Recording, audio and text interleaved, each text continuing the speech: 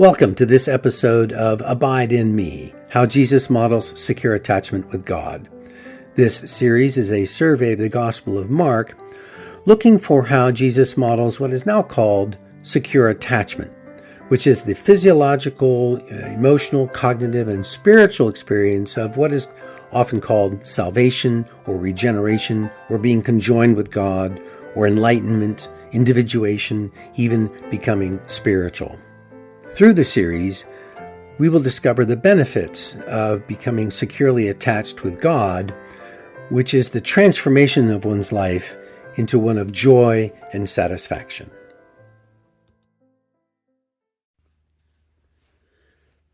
The next two stories of Mark chapter 10 includes Jesus' unbelievable promise that we will have continuous joy and satisfaction if we make ourselves poor. I'm going to watch carefully here to learn how Jesus does this, especially since it begins with him confronting a young rich man who in the end went away sad when Jesus told him to give it all up. And I want to watch carefully the transformation of the apostles as they realize the hidden spiritual import of their leaving all to follow Jesus, including their livelihood and their families, a new concept which they previously could not comprehend. The apostles believed that being righteous, obeying all the rules, set them up to be blessed by God, including being rich. The fact that they did not have material blessings before following Jesus is not their fault, they might have thought, but the result of the greed and corruption of their leaders and the Romans. They thought riches were a sign of being a good person, blessed by God. And now Jesus is saying that riches condemn them. This breaks open their hearts and minds to the underlying reality. By striving to gain and hold riches, people were being selfish and materialistic. Such riches, so-called, keeps them from the kingdom, Jesus says. It is as difficult as a camel fitting through the eye of a needle, which I take to mean impossible for rich people to get to the kingdom. But here's their dilemma. Not knowing any other way of achieving righteousness, Peter speaks for them all, saying, if that is true, we are doomed. Now, it has been said that gratitude is being content with what I have and rejoicing in the way things are. Honestly, I sometimes despair of ever achieving that kind of peace and joy. What I long for is not mere contentment. I yearn for a life that feels like being loved by God, held in a safe, steady connection. I want a joy that flows from that security, a sense of being in the zone, carried along by the current of life itself. Like the rich man in the gospel story, I'm not seeking some distant heaven or some future nirvana. I'm not pining for more possessions or better circumstances. I have it all. My question is more immediate and more urgent. What must I do to experience the peace and security and ease of heaven here and now? The young man in the story is privileged. He has the means to obtain whatever he wants. He seems naive or childlike because he has not been shaped by deprivation or injustice. And yet he is humble. He senses that something is missing, and that's why he's coming to Jesus to ask this question. His life lacks depth or meaning or substance. At that time, before the Reformation wrought by Jesus, no one had a clear spiritual sight of this unseen depth of human meaning and purpose.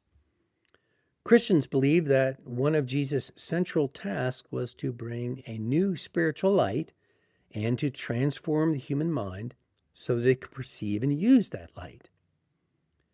In their own traditions, many sages across history are said to have done the same. When I read the story of the rich man who walks away sad, I notice something in myself. Now, like Many biblical scholars, I want to soften the ending. Somehow I want to reason my way into a happier conclusion. Perhaps the man later used his wealth to help the poor, or perhaps he supported Jesus' ministry, or perhaps, being young, he simply was not yet able to give everything away. I want to affirm the lesson and still rescue the man from his sorrow.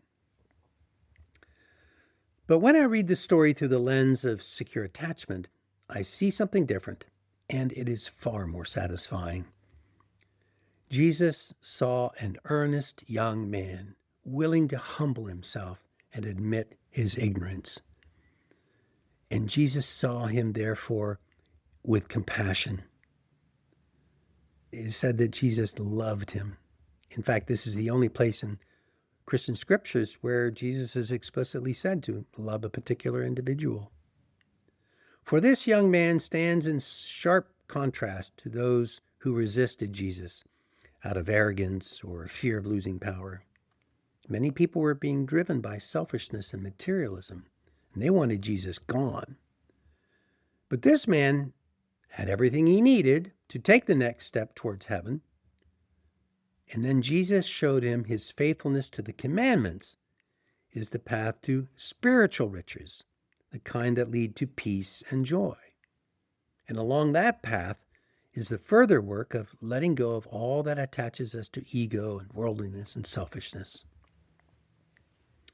And here's where the spiritual meaning of this story comes home to me. I find it painfully difficult to give up my point of view, to give up my beliefs or my desires, even when I see how tightly they grip me and begin to impact my relationships. They feel like family, right? Like mother, father, sibling, like blood relatives. I cannot imagine separating myself from them. I'd be bereft, I'd be lost. And so being alone and thrown out of my tribe, so forth, my existence is threatened. Now, my smartphone has such power over me, and my need to be right exerts such an influence. My fear of not being liked manipulates me.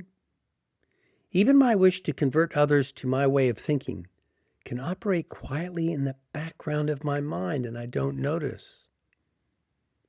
I fear that if I lose these attachments, I will suffer. I worry that I will die. I cannot imagine living without my core beliefs and the habits of many years and behaviors and expectations. It seems impossible. Parts of me crave control. I want to control the flow of life so that joy will be permanent and satisfaction guaranteed. I will have arrived. I want anxiety about future outcomes to dissolve into a calm, steady happiness. Yet repeatedly over many years, the joy I experience is only fleeting. It comes and goes. In fact, one of my mantras, "It's all good," disappeared for some time in my life. And very often outcomes fail to satisfy me. I remember being cynical about the possibility of lasting joy existing at all. To give up all I have is thus not a single act. It's not a final thing. To give up all that I have is a transformation that, of course, as usual, requires an ordeal. The ordeal is not a punishment from God or the universe or life. It's not karma. Though in the midst of it, it may feel that way, like I'm being punished for something. We experience an ordeal because our rigid, closed hearts and minds bring us into it. Then going through it, our hearts and minds are challenged by the darkness and the confusion and the despair, so that we begin to consider another path. And, because the universe is designed this way, a path then appears, bringing us out of the ordeal. And this all brings us back to the premise of this review of Jesus' life, that he models secure attachment to God and to others. And that secure attachment produces peace and joy and love and satisfaction. Coming through the ordeal, being confronted, as Jesus did the young rich man, coming through the ordeal, we begin to release those false beliefs and distorted loves that block the flow of divine love and the love that is flowing between me and other people. Those beliefs are actually barriers. They're objects that block the light, creating the shadows that frighten us, that we want to walk away from or ignore or turn away from. This is how we challenge long-held beliefs and desires. And it's an experience of assaults and temptation battles brought on by the powers of darkness. As we challenge long-held assumptions, as we endure those inner battles and face temptations, we slowly become freer and more enlightened. I learn to remember myself again and again. That is, I observe without judgment what is happening in my mind, in my heart, even in my body. I lean into the discomfort instead of fleeing it. I stay with the sadness rather than walking away. I acknowledge the confusion and the darkness. To inherit the kingdom, as Jesus describes the result, is to experience the presence of divine love, the source of life that produces peace and joy in our consciousness. We inherit it. It becomes ours. God's love is experienced as being constant and unconditional. Through much practice, I finally acquired the skill to remain spiritually awake during the ordeal. I begin to trust that love precisely because it does not withdraw when I am in darkness, and it does not accuse me. It doesn't shame me. It accepts me as I am, right there in the struggle, right there in the darkness, even when I am in disorder. Gradually, I integrate the truth that God is unconditional love, infinitely powerful, the very source, the way, the universe. I am no longer the source. I don't rely simply on myself and so continually disappoint myself. I am a recipient or a traveler or a spark. I now have something greater than myself to trust, my highest power. This is what it means to be in a relationship with one who is securely attached, like Jesus. And the transformation the apostles experienced is possible to me. Each step on the journey deepens my trust in that unceasing and unearned love. Each act of letting go strengthens my connection to divine love and wisdom. What was before impossible actually happens. The lesson of the wealthy man thus is about remembering ourselves and placing ourselves within the perspective of eternal life and practicing it again and again.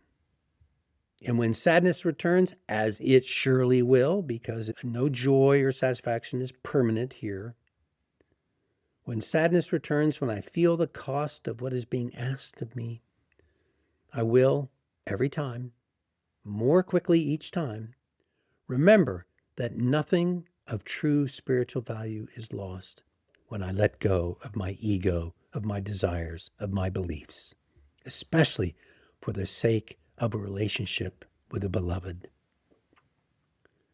And so I continue on the journey, ever southward, into deeper work, deeper surrender, deeper attachment to God, to others, and attachment even among the divided parts of my own self. I become more spiritually wealthy than I could ever have imagined.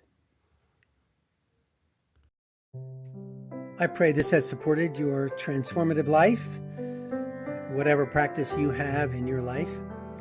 I want to thank Solomon Keel for his music, and I want to invite you to make a contribution to this work if you wish and are able through the PayPal link.